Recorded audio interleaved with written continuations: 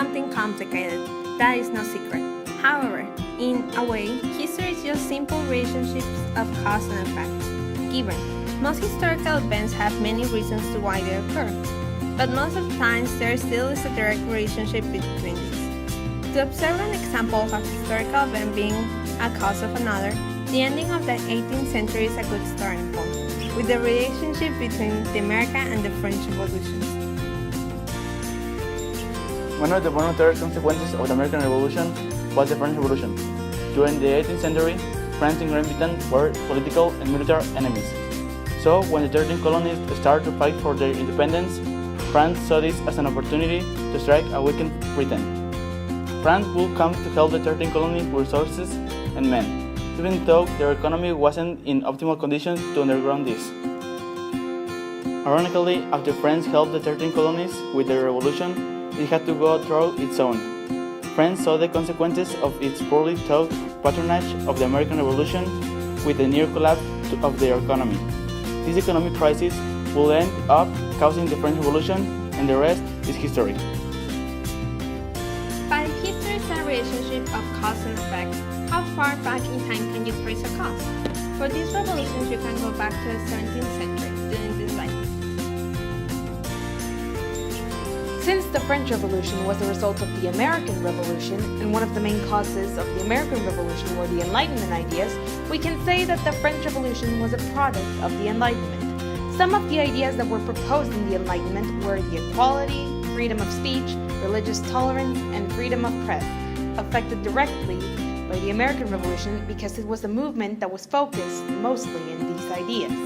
Many of what was fought for at that time is what we know in our society as human rights, found in most countries of the world. Basic freedoms are guaranteed to every human and should be protected by the government. Thus, the Enlightenment has still an important effect on today's society.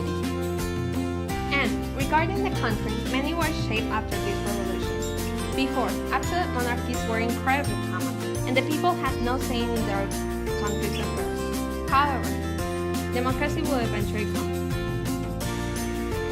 Democracy isn't a particularly new term. The form of government was first originated by the ancient Greeks more than 2,000 years ago, but it wouldn't have a particular lasting effect on societies before the 18th century. As the American Revolution finished, the foundations for what is now the most notorious and influencing democratic government in the world were set. And as ideas are tested, they expand into other societies, inspiring people to strive for new things. This means that the American Revolution set the path for democracy in modern society. To see the importance of democracy, the Economist Democracy Index is very useful. As it states, today 116 nations are either fully democratic or have a government which is affected by democracy. Not only that, but democratic nations are generally Western, developed countries, which means that democracy is present on the most important nations of the world. Way that ideas were passed by these revolutions, so was the inspiration to start others. Latin America, made up of more of 20 countries and being the home of hundreds of millions of people, underwent their independence movements during the 19th century, partly because of the French and American Revolution. In a way, Latin Americans owe their independence to the French and the Americans. These are just some basic examples of the effects history has on us today.